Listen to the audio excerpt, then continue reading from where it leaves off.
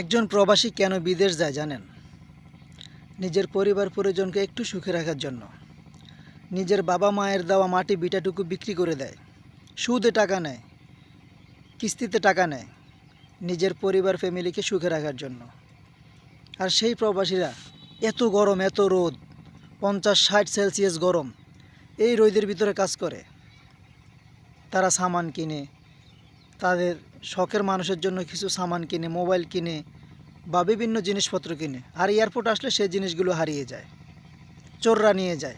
এদের মতো চোর, এদের মতো ডাকাত, এদের কখনো বিচার হয় না। কোনো সরকার এদের বিচার করে না, এয়ারপোর্ট কর্তৃপক্ষ এদের বিচার করে না। তাহলে আমরা ভেবে নেব এয়ারপোর্ট কর্তৃপক্ষ তাদের সাথে জড়িত। দ্রুত এদেরকে আইনের আওতায় আনা হোক। আর ভবিষ্যতে যেন এমন কোনো ঘটনা না ঘটে এয়ারপোর্টে প্রবাসী ভাইদের সাথে। আর প্রবাসী ভাইদেরকে যথাযথ সম্মান দিতে হবে। প্রবাসী ভাইয়েরা ভিডিওটা বেশি বেশি শেয়ার করে দিবেন, সকল প্রবাসীকে সতর্ক হইতে সাহায্য করবেন। সকল প্রবাসী ভাইকে বলবো, আপনার পরিশ্রমের টাকা আপনার হেফাজতে রাখবেন, আপনার কেনা জিনিস আপনার হেফাজতে রাখবেন। ভালো থাকবেন, সুস্থ থাকবেন, এই কামনাই করি।